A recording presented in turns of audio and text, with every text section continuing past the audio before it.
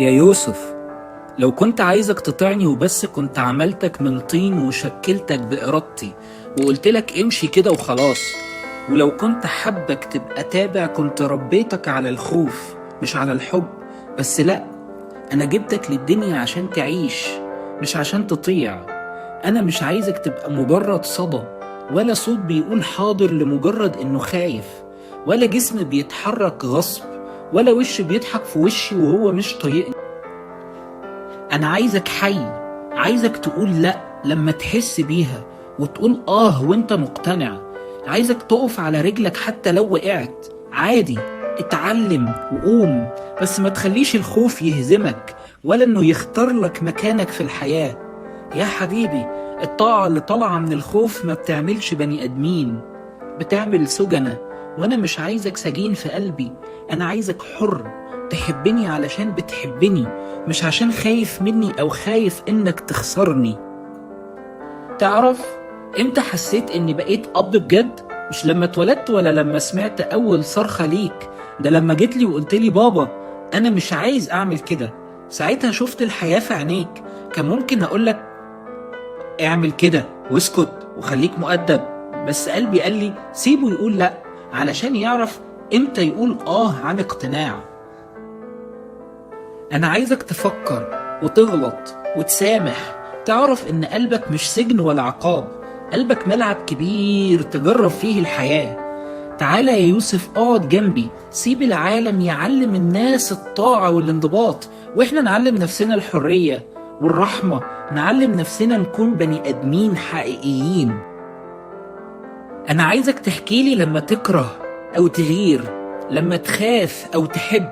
ما تخبيش وما تجاملنيش باسم البر. انا مش عايزك تبقى مؤدب كذاب، انا عايزك تكون صادق.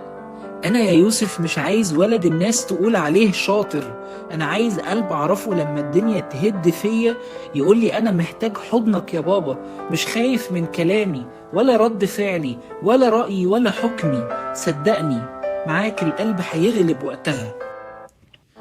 الناس بتربي ولادها يبقوا مؤدبين، انا بربيك عشان تبقى يوسف مش نسخة مني.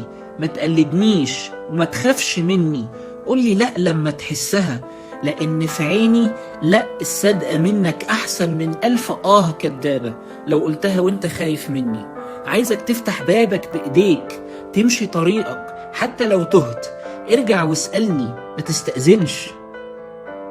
تعرف اكتر حاجة بتوجعني اني اشوفك كبرت وبقيت بتمشي على اوامر الناس كلها، وبتنسى صوت نفسك وبتنسى ارادتك واحتياجاتك. عشان كده يا يوسف انا مش بربيك علشان مهمة وانجزها وارتاح منها وخلاص، انا بربيك علشان تنور وصون امانة الله فيك. أنا بحبك مش علشان بتشبهني، أنا بحبك علشان بتختلف عني، وبتعلمني كل يوم إن التربية مش أوامر، التربية استماع ومناقشة. أنا بربيك مش عشان الناس تسقف لي يا يوسف، ولا علشان تبقى امتداد لصوري.